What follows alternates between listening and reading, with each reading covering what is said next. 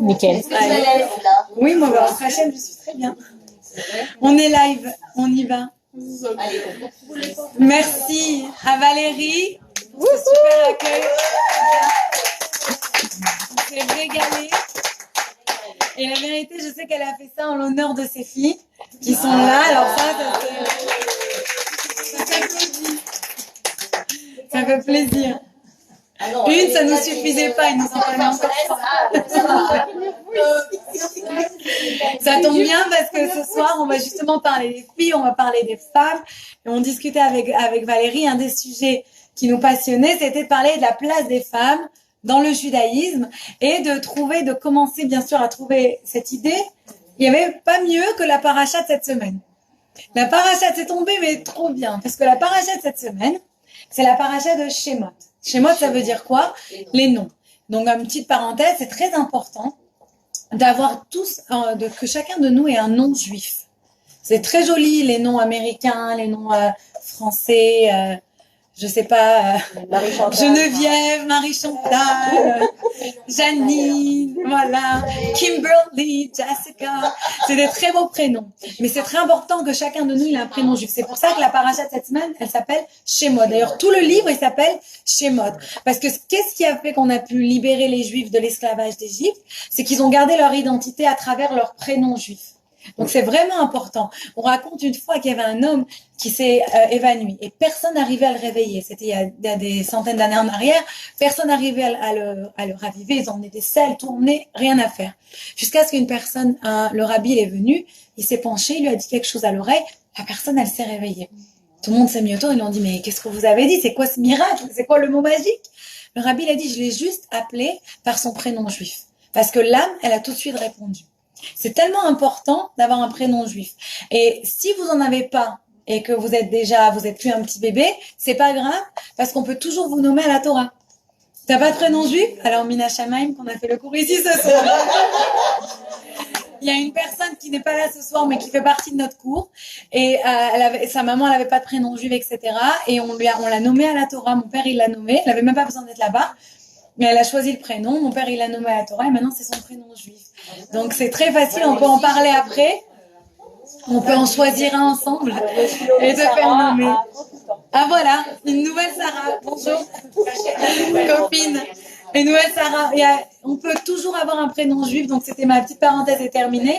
Celles qui n'ont pas de prénom juif après le cours, si vous voulez on peut en parler, on peut même demander à mon père le Rav Layani de vous nommer, si Dieu veut, à la Torah.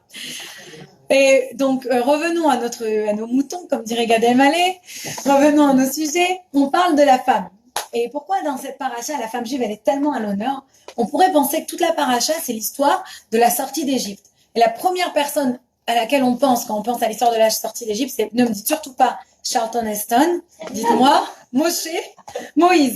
Moïse, c'était justement la personne que tout le monde connaît, qui a sorti les Juifs d'Égypte. Et pourtant, sans les femmes derrière Moïse, rien ne serait arrivé.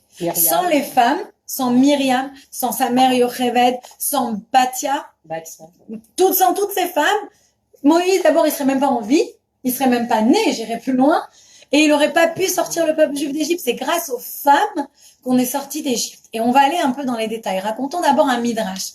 Vous connaissez tous l'histoire de ce méchant roi Pharaon qui voulait donc tuer tous les enfants juifs, tous les bébés juifs. Et quand il a vu que les femmes juives, elles respectaient pas vraiment son ordre, qu'est-ce qu'il a fait? Il a appelé Yocheved, qui était la femme de Amram. Amram, c'était le dirigeant du peuple juif. Il a appelé Yocheved et il lui a dit, je t'ordonne de m'amener, parce que toi tu es une sage-femme, donc je t'ordonne de m'amener tous les bébés qui naissent et on va tous les tuer. Et bien sûr, Yocheved, quand elle est venue, elle a apparu devant le roi avec sa fille Myriam, qui l'aidait dans ce travail de sage-femme. Et on connaît tous l'histoire que Yocheved, elle a rien de répondu à Paro. Dès qu'elle est partie, elle a dit, bien sûr, même pas en rêve, qu'elle allait tuer des petits bébés qui viennent de naître. Et Amram, le père, le mari de Yocheved, il a réalisé, c'était le dirigeant du peuple juif. Donc il a réalisé, il avait sur lui la responsabilité du peuple juif. Et il s'est dit, mais je peux pas laisser comme ça le peuple juif. Je peux pas laisser les femmes tomber enceintes et avoir des enfants. Ça met leur vie trop à risque. Donc il a ordonné à tout le monde, il a fait une règle qu'on n'avait plus le droit de se marier ensemble. Donc les gens n'avaient plus le droit de se marier. Et Myriam, sa fille, elle est venue voir son père, elle lui a dit, papa, je comprends pas, tu es pire que Pharaon. Pharaon, lui, il a dit, on tue que les garçons. Mais toi, quand tu interdis à tout le monde de se marier, tu tues les filles et les garçons. Parce que c'est possible qu'on donne naissance à une fille. Donc en fait, tu empêches la vie, tu empêches de se renouveler. T'es pire que Pharaon. Son père, il a dit, mais tu sais quoi, ma fille, tu as raison. Et donc, il a permis aux gens de se remarier. Et sa propre femme est tombée enceinte. Et quand elle est tombée enceinte, elle est tombée enceinte de qui? Moshe. Parce qu'ils étaient 3 dans la famille. Aaron, Myriam et le bébé, Moshe.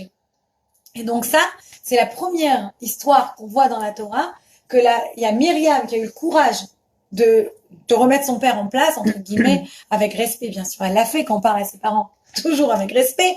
Mais quand elle a dit quelque chose de très puissant. On voit ici qu'en fait, elle avait plus de foi, elle avait plus de émouna que son propre père. Parce que son père en fait espoir. Cette foi qui va nous faire sortir la tête de cette situation difficile. Il y a une autre idée maintenant qu'on continue en parlant des femmes, c'est de Pharaon. Quand il a appelé Yocheved et Myriam pour leur ordonner de tuer les bébés, c'est marrant, on les appelle pas par leur prénom. On les appelle pas Yocheved et Myriam. On dit qu'il a appelé Shifra et Poua. Je sais, c'est pas des très jolis noms en français parce qu'on est peu. Mais Shifra et Poua, c'était leur prénom. Et c'était ah voilà, ça marche. Ok, pardon. Pourquoi on les appelle Shifra et Poua et pourquoi on les appelle pas par leur prénom? Donc Rashi, il explique, il donne une première explication. Il dit en fait on les appelle Shifra et Poua parce que c'était par rapport à leurs actions. Shifra, elle faisait attention quand le bébé il sortait, elle faisait attention aux bébés qui sont en bonne santé, elle remettait s'il y avait besoin des membres en place. Vous savez des fois quand on tire trop un bébé, etc. Ça c'était le boulot de Shifra. C'était une amélioration. Shifra, ça vient d'améliorer les choses. Elle améliorait le bébé. Et Poua, elle, ça vient de roucouler. Elle chantait au bébé, elle le calmait. Merci pour le roucoulement. Mais oui, tout à fait. Donc, elle roucoulait pour le bébé, comme Nicole nous a fait. Et c'est vrai, elle les apaisait grâce à ça. C'était vachement important. Elles avaient chacun un boulot très important. Et pourtant, on se dit, ok, c'est une très jolie explication qui nous donne Rashi. Mais quand même, on aurait bien aimé avoir leur prénom. Pourquoi on les appelle par autre chose? Alors là, le rabbi, il vient, il demande une autre question. Il dit, mais la question, elle est différente. Comment on peut dire, Pharaon, il appelle 2 femmes pour leur dire, vous allez maintenant être responsable de tous les bébés d'Égypte. Mais est-ce que vous vous rappelez combien de bébés elles avaient, les mamans, à chaque fois? 6. Et combien de mamans il y avait? Des millions, des milliers.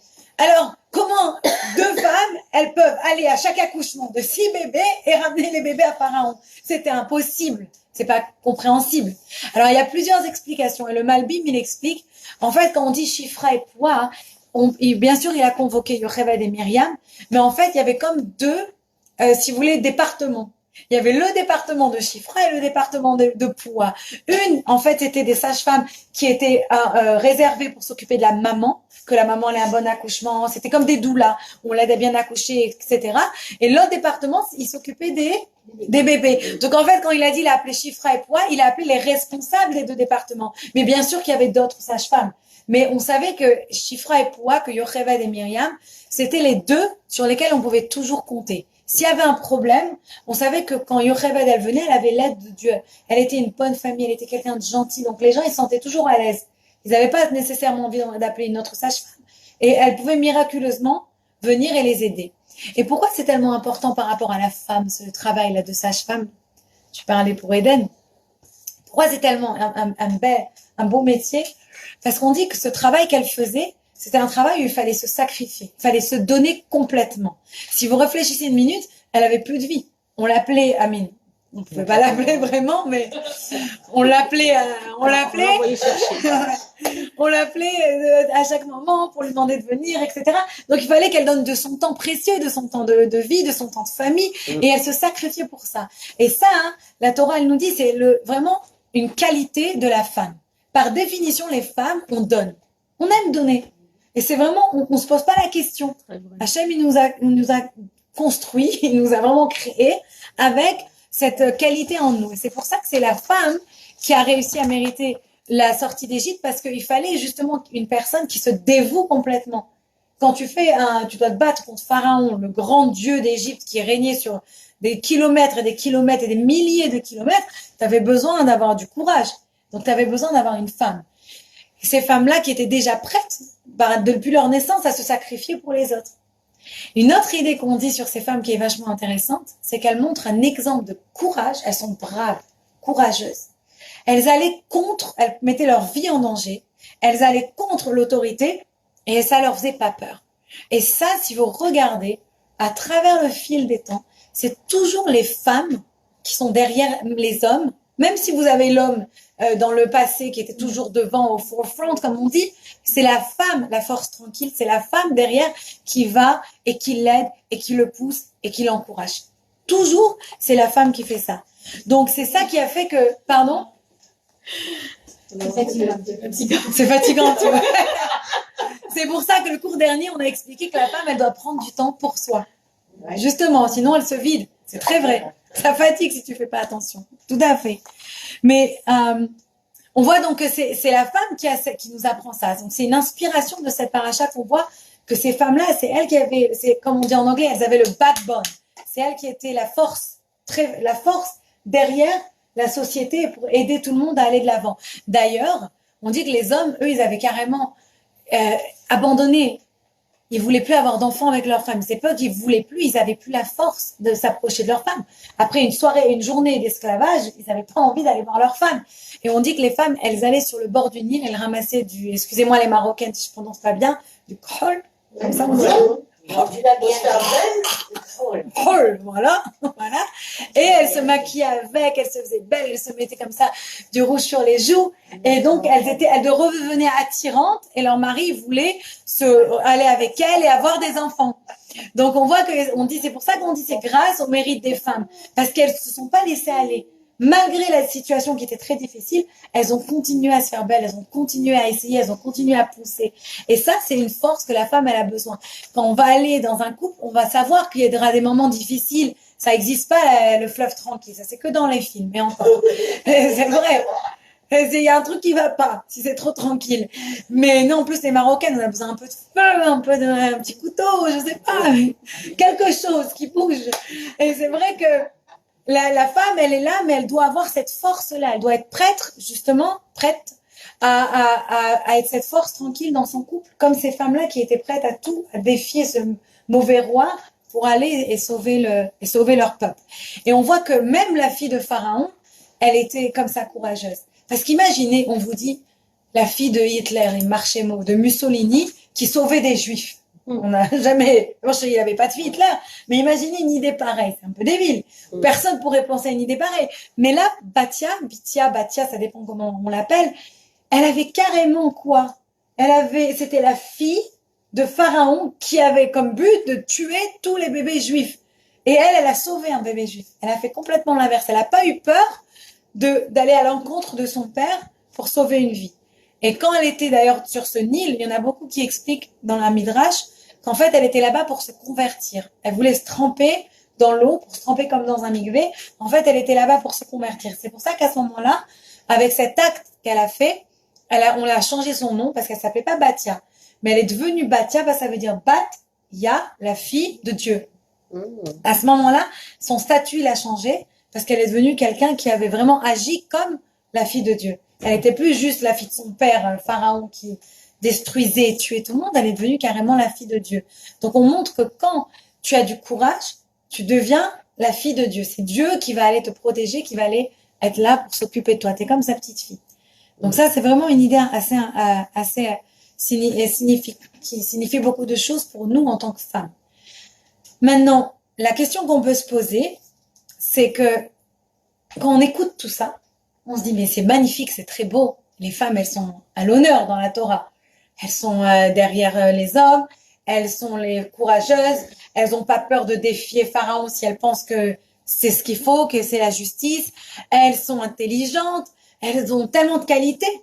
Alors pourquoi dans la Torah, on ne voit pas plus de femmes dans des rôles de leaders, dans des rôles de dirigeantes? Pourquoi elles n'ont pas des plus grandes positions ou de direction? Pourquoi elles font pas le minyan? Pourquoi les femmes, elles mettent pas les téphilines? C'est beaucoup de questions que toujours j'ai entendu qu'on m'a posées. Parce qu'elles s'occupent des enfants, elles sont pas... ouais, mais une fois que les enfants ils grandissent, alors, tu pourrais. Alors, il y a une raison. Hein? Elle est toujours là pour pousser le mari. Elle est là pour pousser le mari, donc elle n'a pas le temps. Oui. S'il n'y a pas de mari, s'il y a une femme. Bravo. Et s'il n'y a pas de mari, qu'est-ce que la femme, elle peut et elle ne peut pas faire toute seule? Par exemple, s'il n'y a pas de mari et c'est Hanouka, elle peut allumer la Hanouka, elle n'a pas besoin du mari. Elle peut faire Kiddush Shabbat, elle n'a pas besoin du mari. Donc, elle peut circoncire son enfant. Ah, très bonne question. Ouh là là. Est-ce qu'une femme, elle peut circoncire? Techniquement, oui. Ah, il y a beaucoup de choses qu'on ne sait pas, mais que techniquement, la femme peut faire. Tout à fait. Okay. Maintenant, il y a des coutumes. Il y a la halakha stricte. Il y a des coutumes et il y a des habitudes du pays. Donc, il y a des choses qu'on ne fait pas parce qu'en fait, c'est pas l'habitude. Et on va expliquer maintenant d'autres idées. Mais techniquement, elle pourrait. Faut avoir vraiment. J'en avais raconté une histoire avec cette femme qui était à Auschwitz et qui avait fait la brit mila de son bébé parce qu'il y avait personne d'autre pour faire la brit mila de son bébé. Donc, Mais c'est pour la fille, non, la femme de Moïse. bravo. Oui, Merci. Excuse-moi, j'ai pas entendu, mais tout à fait. Sipora a fait la brit mila de son fils. Bravo. Wow. La femme de Bien sûr, Moïse. la femme de Moïse, la femme de Moshe, elle a fait la brit mila de leur enfant. Maintenant, je vais aller même plus loin. Et pourquoi Pour regarder, Moïse pardon. n'était pas là? Bon, alors il y a. Tu veux. Vas-y. Non, non, vas-y. La pauvre, non, Bah. depuis tout à l'heure, elle essaie de parler. Je m'excuse, je t'avais pas Non. entendu. Merci. Oh là là. Mais je me rappelle d'un conte pour avoir écouté ça. Mhm. Oui, oui, on dit que grâce à ça, elle a même sauvé la vie de son mari, de Moshe. Je vais vous dire, Cours à toi, d'ailleurs. pardon? C'est bien de tes cours. Ah oui, Oui. merci. On va aller même un peu plus loin, regardez. Parlons des femmes dans la Torah. Les femmes, vous allez dans la Gemara, dans le Talmud par exemple, il y a des femmes dont on parle qui sont super érudites. Berouria, la femme de Rabbi Meir. Ou Ima, on l'appelait comme ça, Ima Shalom. Je sais pas si vous avez entendu parler de ces femmes. On pourrait faire tout un cours que sur elles. Là, je veux juste expliquer l'idée. Mais elles étaient des femmes très, très érudites. C'est-à-dire que même les hommes, ils venaient leur demander leur avis. Ils venaient apprendre parce qu'elles étaient extrêmement érudites. Il y en a qui enseignaient carrément aux hommes. D'ailleurs, il y a quelques années, il y a une vingtaine d'années que j'étais au séminaire, et je me rappelle, Eli Kling, il nous avait raconté, mais je me rappelle pas le nom de cette rabbinite qui allait dans les yeshivot et qui enseignait tellement elle était érudite. Donc, il y a une idée ici qu'il faudrait qu'on commence par cette idée pour répondre à la question. Il y a 3 couronnes que Dieu il a données. Couronne de la Keuna, couronne pour être un Kohen. Et ça a été que donné qu'aux hommes. Ça passe de père en fils, de Aaron à ses fils, au fils d'Aaron, au fils d'Aaron. C'est comme ça qu'on est Kohen. La deuxième couronne qu'on a eue, c'est la Keter Malchut, la couronne de la royauté. Et la couronne de la royauté, c'est pareil. Ça a été donné à la famille donc de Yehuda, de David Ameller plus tard. Et c'est la famille de David Ameller, de père en fils, qui étaient les rois d'Israël, et aussi des hommes. Par contre, la troisième couronne, la Keter Torah, la couronne de la Torah, ça a été donné pareil, aux hommes comme aux femmes. La femme, elle peut étudier comme un homme. Il n'y a pas de limite, elle a briote. C'est-à-dire que j'ai raison, Taïch. Il n'y a pas de distinction pour la Torah. Et on pourrait essayer d'expliquer brièvement pourquoi ces 3 couronnes, 2 aux hommes, 1 aux femmes. Pour être Kohen, il fallait être dans un état de pureté constant. Donc une femme qui va être Nida, par exemple, elle peut plus servir. Donc ça va interrompre. Malchut, il fallait être roi. Il faut tout le temps être... pardon? La tribu de Yehuda. Oui, mais il faut être aussi tout le temps... les tribus, c'était de père en fils, de père en fils. Donc déjà, il fallait rester dans la tribu. Bravo. Et aussi, il faut être public. Tu n'as pas le temps de t'occuper d'une maison ou des enfants. Tu dois aller tout le temps t'occuper du peuple. Donc, déjà, une deuxième... Mais la Torah, ça a été donné pour tout le monde. Ça, même les femmes. Donc, on voit que ça n'empêche pas une femme. Elle peut être une Maharat ou une Rabbanite. C'est des noms qui existent en Israël. Et elle peut enseigner la Torah. Elle peut apprendre, elle peut enseigner, il n'y a pas de problème. Maintenant, on va faire une autre distinction. J'essaie d'expliquer, je vais essayer d'expliquer un peu plusieurs choses. Donc, j'essaie de ne pas vous confuse, mais après, vous allez voir que tout va venir comme un puzzle.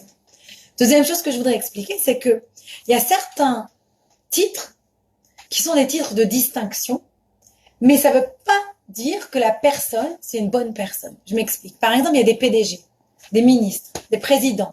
C'est des gens qui ont un titre vachement élevé, un titre honorable. Pourtant, ça ne veut pas dire que c'est des gens qu'on a envie de copier. C'est pas nos rôles modèles. Macron. Tout de suite, je croyais que vous alliez me dire Trump, moi. Mais voilà. il y a plusieurs qu'on n'a pas envie de copier. C'est pas parce qu'ils ont un grand titre que c'est pour autant des gens grands. Donc c'est peut-être, nous, avec le titre de la femme, d'être rabbin, rabbin ça, ou rabbine, comme vous voulez l'appeler, qu'est-ce qui est plus important? Ça veut pas, c'est pas parce qu'une femme, elle est pas rabbine que c'est pas quelqu'un qu'on va respecter et avoir comme modèle. Je vais vous donner un exemple tout simple. Le Rambam, Maïmonide, vous êtes tous d'accord que c'est un grand homme, qu'il est respecté partout. Rachi, tout le monde sait qui c'est, respecté partout ce rabbin. Pourtant, ils n'étaient pas des grands rabbins de communauté, des grands responsables communautaires, hein, pas du tout. Ils étaient des gens saints, bien sûr. Le Maïmonide, c'était un docteur. Et regardez, jusqu'à aujourd'hui, on étudie ses commentaires tous les jours, quasiment. Il y a carrément une étude du Mishneh Torah qu'on étudie tous les jours, le Rambam. Rachi, on étudie qui n'étudie pas Rachi? Vous apprenez un enfant depuis le début de Chumash, vous lui apprenez avec Rachi. Donc on voit que c'était pas des gens qui avaient des gros titres, pourtant leur qualité en tant que personne, elle était exceptionnelle. Elle était très humble. Oui, tout à fait, ils étaient très humbles. Donc on voit ici que Yocheved, Batia, Myriam, ils avaient peut-être pas des grands titres. Bon, Batia, c'était la fille du roi, mais ça, c'était même avant qu'elle se convertisse. Mais ils n'avaient pas des grands titres. Et pourtant, c'était des personnes extrêmement admirables et des rôles modèles. C'était des gens qu'on voulait, qu'on apprend jusqu'à aujourd'hui, on est inspiré par ces femmes. Elles nous montrent la force et le pouvoir et le courage des femmes. Donc, on voit cette idée. Et c'est pour ça que on dit que c'est grâce au mérite des femmes qu'on est sorti d'Égypte. Parce que si on ne pouvait pas compter sur les hommes, si on attendait les hommes, peut-être qu'on ne serait jamais sorti d'Égypte. C'est grâce aux femmes qui se sont réveillées, qui ont agi, qu'on a mérité cette sortie d'Égypte. Donc maintenant, on sait que les femmes, elles sont importantes dans la Torah. Je peux vous en nommer encore plusieurs. Je peux vous dire Dora, la prophétesse. Merci. Sarah, Rivka, Rachel, Léa, Déborah.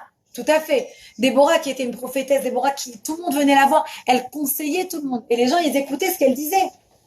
Mais au même moment, elle n'allait pas être la chef de guerre. Par exemple, Déborah, son époux, il y avait la guerre. Elle n'avait pas été, elle, à la guerre. Elle a dit quoi faire, comment faire. Mais c'est pas elle qui a été. Parce que sa place, c'était sous le palmier. Elle enseignait, elle jugeait, elle prophétisait, parce que c'est le cas de le dire. Voilà, il y a beaucoup de prophètes, hommes ou femmes, dans notre religion. Et ils sont très, très, très respectés, très honorés, des inspirations.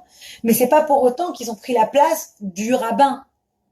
Donc c'est ça que je voudrais aussi expliquer. Maintenant, bien sûr.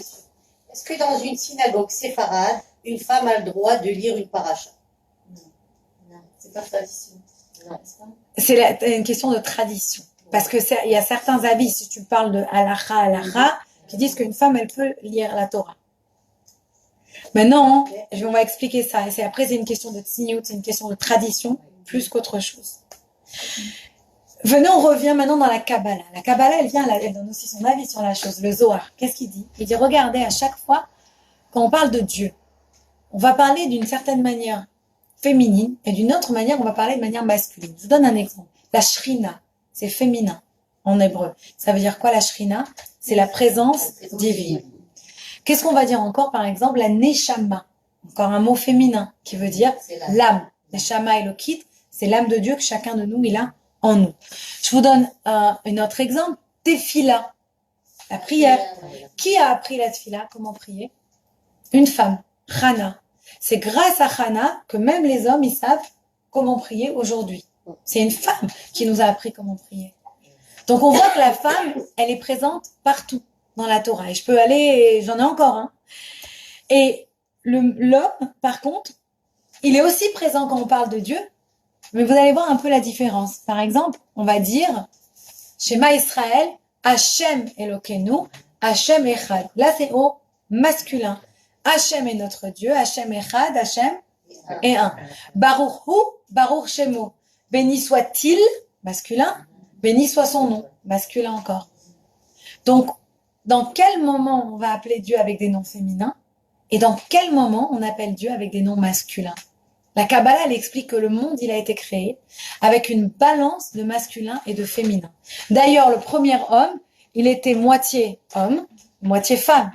Adam Arishon. C'est pas vrai qu'on a créé un homme et une femme. C'était la même personne. Un côté, c'était l'homme, l'autre côté, c'était la femme. Quand on dit qu'on les a séparés, c'est en fait, on a fait une opération et la femme, elle est devenue sa propre personne, mais elle était collée à l'homme. Donc, on voit que depuis la création du monde, il y a eu cette balance homme-femme, masculin-féminin.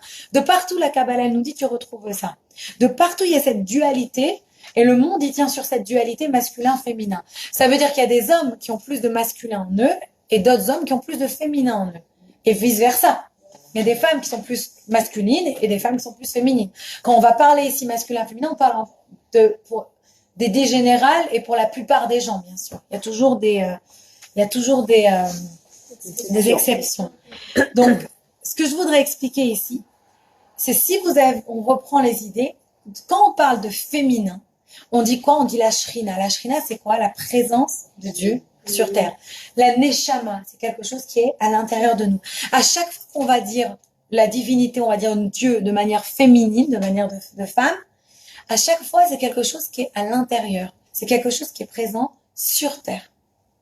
Par contre, à chaque fois qu'on va utiliser le nom de Dieu de manière masculine pour l'homme, c'est quelque chose qui est remote, qui est loin, qui est quelque chose qu'on va emmener. Baruch Hu, Baruch Shemo, béni soit-il. On parle de Dieu. Hashem Elokeinu, Hashem Echad, c'est notre Dieu. C'est des idées qui sont beaucoup plus abstraites. Comment on dit? Abstraites. Je l'ai bien dit la première fois. C'est des idées. Donc, en fait, toute l'idée, elle est que la femme, elle est là, elle trouve Dieu partout où elle est, et elle va prendre Dieu et elle va tout élever vers Dieu. L'homme, il a besoin d'aller chercher Dieu du ciel et de descendre vers la terre. Et on compare ça avec l'échelle de Jacob. Vous avez tous connu et écouté cette histoire plein de fois, j'imagine, de Jacob, quand il a fait son rêve. Il a rêvé quoi? Une échelle, rappelez-vous, avec des anges qui montaient et des anges qui descendaient. Et le Zohar, il explique que cette échelle, ça symbolise la prière. Les anges qui montaient, c'est quand on prie à Dieu, quand on élève, c'est féminin, si on élève le matériel, tout ce qu'on a à l'intérieur de nous, et on va se connecter vers Dieu. Et les anges qui descendent, c'est masculin. C'est quand Dieu, on le tire et on l'amène sur terre. On a toujours cette dualité. D'ailleurs, dans le Tanya, c'est écrit comme ça, mot à mot. Je l'ai copié pour pas oublier chaque mot. Ki yesod veshoresh kol haTorah. C'est quoi le secret et la source de toute la Torah? Les agbiya ou les halot, un nefesh à la gouf, mais à la mala. C'est de prendre l'âme divine et de l'élever au-dessus du corps et d'élever toute la divinité. Vegam lamshir or ensof baruch hu bekneset Israël. Mais aussi en même temps, c'est de prendre la divinité qui est en haut, la divinité qui a ensof, qui a pas de limite, qui est infinie, et de la descendre sur terre. Donc le Zohar, il explique déjà ça, qu'il y a ces deux choses toujours à faire. D'un côté, les femmes, elles sont là pour élever, parce elles naissent avec ça. Elles ont déjà leur émouna, comme on a dit au début du cours, on a déjà ça en nous. Alors que l'homme, il doit travailler, il doit aller le chercher pour le faire venir. Donc on voit qu'ici, il y a ces deux travaux différents. Et dans tout le service, par exemple, du temple ou de la Torah, vous trouvez ça plein de fois. Par exemple, le Kohen, c'était quoi? C'était quelqu'un qui faisait des sacrifices et Dieu, il envoyait le feu du ciel. Donc c'était du ciel vers la terre. Le Lévi, il chantait. Pourquoi il chantait? Parce que c'était, comme on dit en anglais, uplifting. Ça nous élevait. Les gens, ils étaient en transe quand ils entendaient les Lévim chanter. Donc c'est de la terre vers le ciel. Prenez le don de la Torah. Moshe, il est parti, il a pris la Torah qui était où? Dans le ciel, et il a descendu sur terre. Alors que Aaron, son frère, il a ramené le peuple, il a rassemblé le peuple et il l'a emmené au Har Sinaï, à la montagne de Sinaï. Là, on va du bas vers le haut. Il y a toujours cet échange. Bas vers haut vers bas. Les femmes, ce sont celles qui doivent trouver en elles leur divinité et connecter avec Hachem. Et les hommes, c'est l'inverse. Et ça, c'est les femmes. Pourquoi les femmes, elles ont ça en elles? Parce qu'elles aiment donner.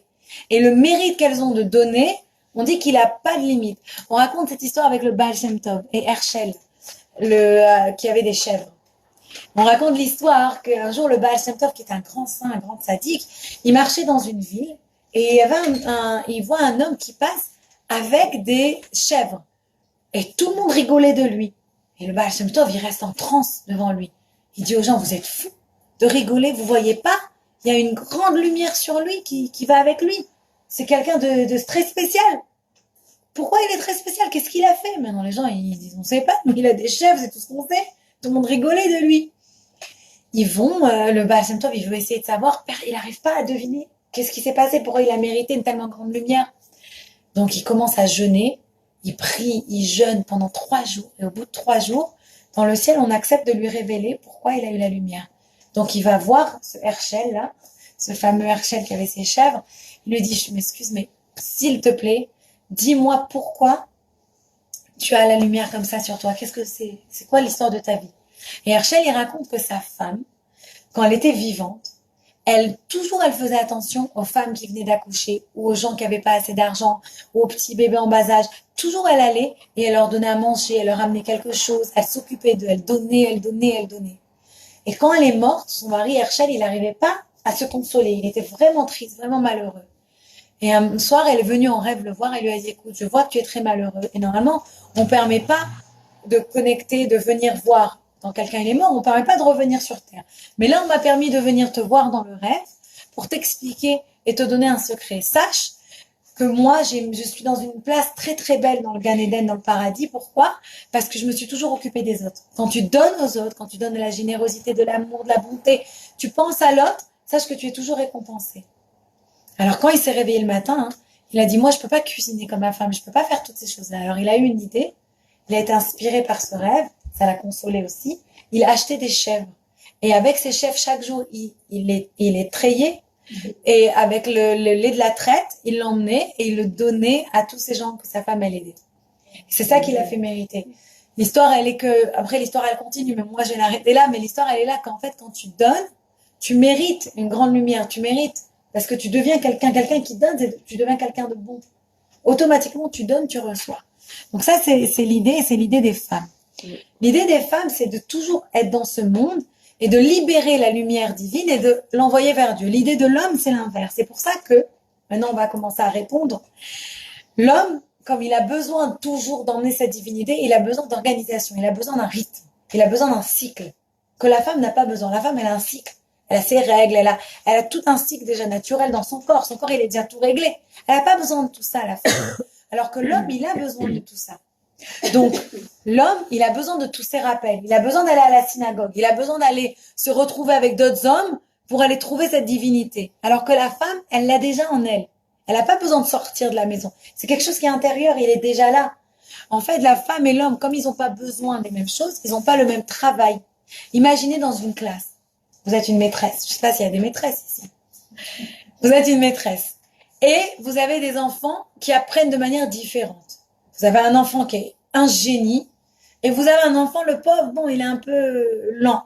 Il n'arrive pas à apprendre aussi vite. Vous n'allez pas apprendre de la même manière aux deux, on est d'accord. Si vous êtes une bonne maîtresse, vous allez adapter. Vous n'allez pas donner la même chose à faire à l'enfant qui est hyper hafif et à l'enfant qui l'est pas. C'est tout simple. Et on voit que c'est pareil avec Dieu. Il a donné aux hommes un travail, certaines mitzvot, et aux femmes un autre travail, certaines mitzvot, parce qu'on n'a pas besoin des mêmes choses. C'est pas les mêmes besoins l'homme et la femme. Donc il n'y a pas besoin de donner la même chose à chacun, sinon ça, en anglais on dirait ça defeat the purpose, ça casse le but. En français ça sort pas bien, mais c'est l'idée. Ça détruit tout le but. Ça veut dire c'est pas le but de la chose. On te donne quelque chose qui va te faire évoluer, qui va te faire grandir. Si on te donne quelque chose qui va rien te faire, par exemple, si une fille, elle est super, elle court vachement vite, elle fait genre 1 mile en 2 minutes, je sais pas si c'est très vite, mais non, elle fait 1 mile en 2 minutes, et l'autre, elle fait 1 mile en un quart d'heure. Bon, une, tu vas lui dire, cours 10 miles, l'autre, tu vas lui dire, fais 2 miles, bravo. C'est vrai. Moi, je me rappelle quand j'ai fait un marathon avec ma fille, j'étais pas dans les premières, hein. Mais qu'est-ce que j'étais fière de moi, hein. Là, j'ai fini le marathon, bravo. Chacun son rythme. Le lièvre et la tortue, mais c'est vrai. Toute l'idée, elle est là. L'homme, la femme, ils ont pas besoin des mitzvot, de téphilin, de tzitzit, parce que tout ça, c'est extérieur à elles. Elles ont déjà ça. Mais l'homme, il cherche ça, il a besoin de ça. Sans ça, il n'arrive pas à grandir, il n'arrive pas à avancer. Donc vraiment, Dieu, il a adapté les choses. Alors, Oui, les 613 mitzvot, est-ce que c'est pour les hommes seulement ou pour les femmes? Ou est-ce que pour les femmes, il y a 613 mitzvot aussi? Super question, et j'allais maintenant donner la réponse, en tout cas j'espère, merci. C'est que l'homme, c'est un commandement, c'est une obligation quand il doit faire quelque chose. La femme, c'est surtout optionnel. Et j'explique pourquoi. Par exemple, Un exemple. Sukkot. L'homme, il est obligé. C'est une mitzvah. Mitzvah, ça veut dire une obligation. Obligation. C'est obligé. L'homme, il a un commandement de faire le loulav. La femme, c'est optionnel. Pourquoi? Parce que l'homme, par nature, Dieu, il a créé l'homme en tant que conquérant. Il veut conquérir toujours. Donc, quand Dieu, il donne à l'homme des mitzvot, c'est des mitzvot, on t'impose aussi. Comme on te conquiert, on t'impose. C'est quelque chose que tu es obligé de faire. Parce que sans ça, l'homme, l'homme, il adore toujours discuter, se battre, et pourquoi? Et c'est moi qui dirige. Dieu lui dit, écoute, c'est moi le commandant en bord, c'est moi qui te dis quoi faire. La femme, Dieu, il n'a pas besoin de faire ça. Parce que la femme, elle a bina. Elle a cette compréhension innée en elle que de manière naturelle, elle arrive aux mêmes conclusions. Maintenant, si la femme, elle veut faire les mitzvot, c'est un bonus, bien sûr. Mais elle n'est pas obligée. À part elle a d'autres choses qui l'occupent. Dans les 613, il a... Bien sûr, par exemple, avoir des enfants. C'est obligatoire pour l'homme. C'est pas obligatoire pour une femme. Ah. Ouais. Ah. Mais comme il peut pas faire tout seul, il va devoir. Tout à fait. Pour parler en termes existentiels, il y a, on va parler un peu de philosophie, allez. Il y a faire et il y a être. L'homme, il a besoin de faire. La femme, elle a besoin d'être. Tout simple. C'est aussi simple que ça, quand vous réfléchissez. Et maintenant, vous pouvez appliquer ça à toutes les mitzvot, à toutes les explications. On peut même aller plus loin. C'est tellement puissant chez la femme. La femme, c'est aussi la Kabbalah, elle explique, la femme, c'est aussi celle qui fait tous les détails. On est beaucoup dans les détails. Les hommes, c'est les grandes lignes. Hein? C'est comme ça. Encore une fois, je parle du masculin et du féminin. Vous allez me dire, ah, mon mari, il n'est pas comme ça. C'est possible. Je vous parle en général pour la plupart des gens. C'est vrai? Votre mari va venir vous parler, j'avais entendu ça de Y.Y. Jacobson. Il avait dit un jour, les femmes, c'est des spaghettis, des spaghettis boulettes, et les hommes, c'est des gaufres. Les hommes, ils ont besoin de tout carré, chaque chose dans un petit creux comme ça, une case. La femme, elle te parle du temps avec le menu qu'elle va faire, où on va aller à Pessah, et quand c'est qu'on va aller à la neige, c'est comme des spaghettis, des boulettes, elle te fait une kémia, pas possible. L'homme, c'est pas possible, l'homme, il a besoin, tac, voilà. Ça, c'est la même idée, masculin, féminin. On n'a pas besoin des mêmes choses, c'est pour ça qu'on n'a pas les mêmes choses à faire, c'est pour ça qu'on n'a pas les mêmes obligations.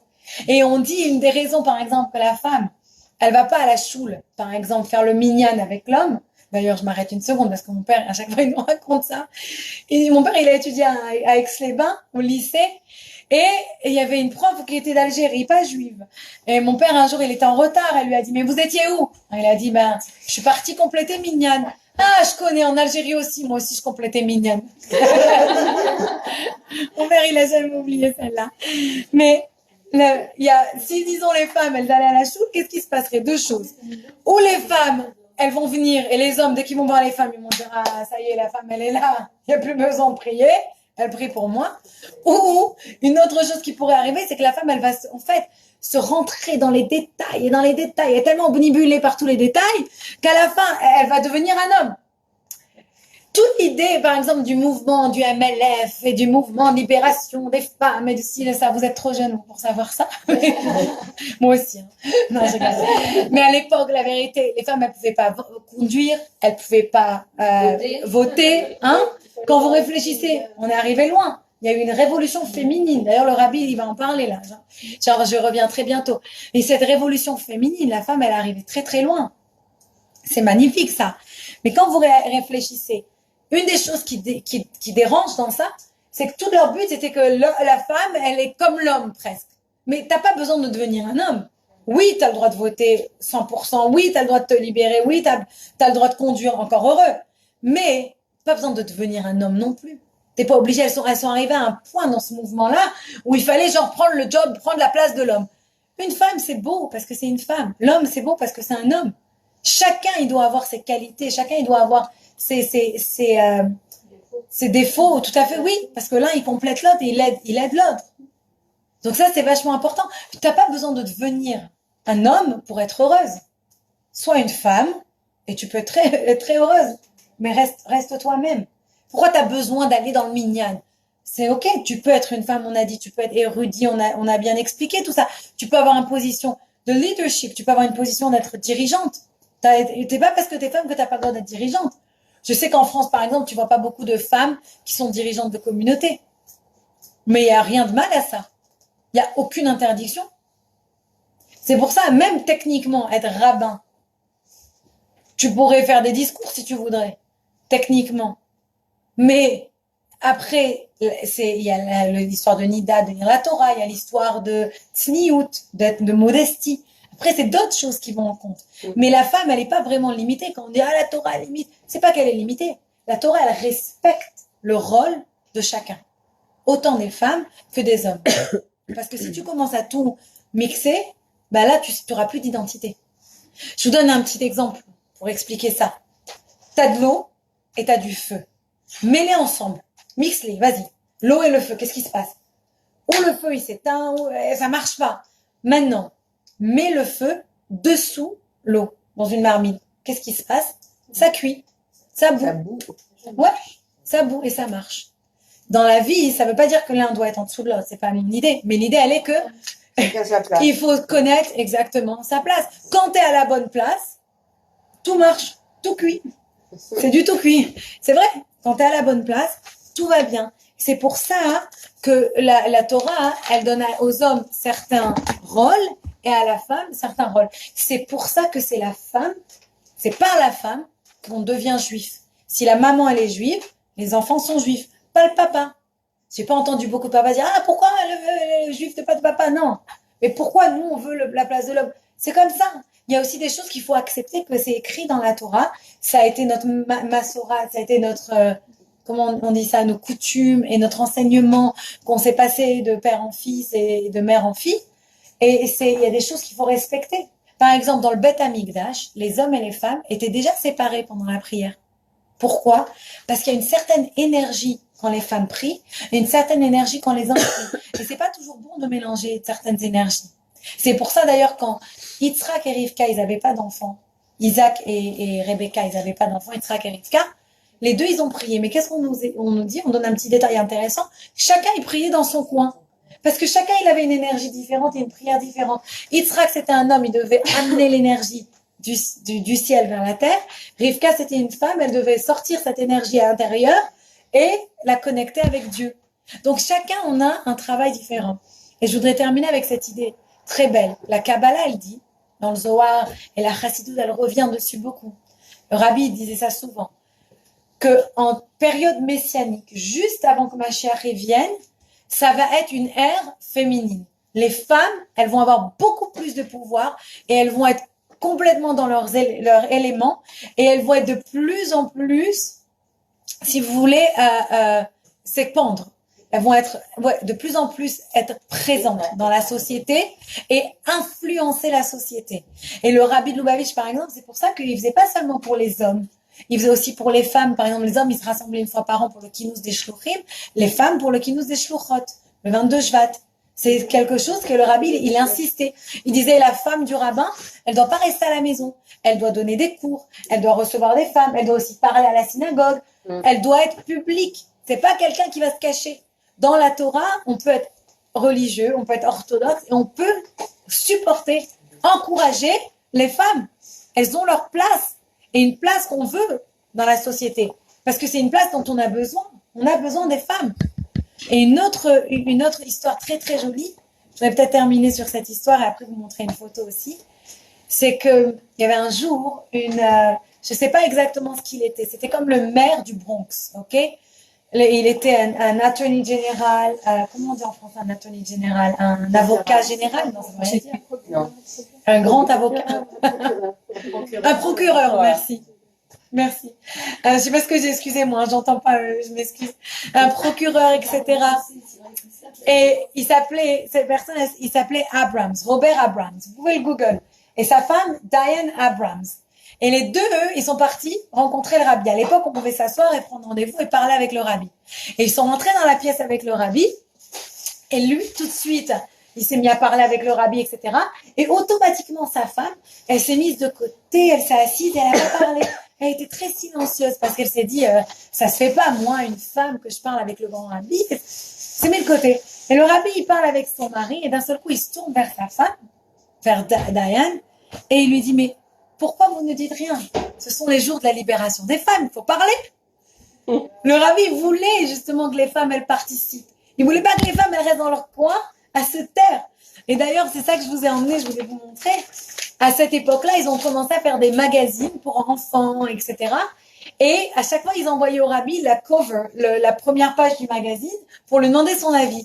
Et le rabbi leur a renvoyé toutes les pages à chaque fois parce qu'il leur a dit, vous dessinez que des garçons, vous devez aussi ajouter des filles. Et si vous voyez, je vous ai imprimé pour vous montrer, vous pouvez vous passer. Si je vous montre là maintenant, vous verrez. Par exemple, celle du bas, c'était la première esquive. Il n'y a qu'un garçon. Et le rabbi, il a dit non, il me faut une fille. Et il le redonne. Et là, vous voyez une fille en train de jouer. Et dans les autres, il leur a fait aussi ajouter une fille. Si vous voyez, c'est très sympathique. Vous pouvez vous faire passer. L'idée, elle est là. L'idée, elle est qu'on est à une ère de la femme. La femme, elle a plein dans la Torah. Elle est reconnue. Elle est aimée. Elle est considérée. Et elle peut étudier. Elle peut apprendre. Elle peut prier. La femme, elle est là pour rester. Et c'est elle qui va faire venir Mashiach. On dit de la même manière que c'est grâce aux femmes on est sorti d'Égypte, de la même manière c'est grâce aux femmes qu'on va sortir de cet exil et que Mashiach il va venir. Amen. Voilà.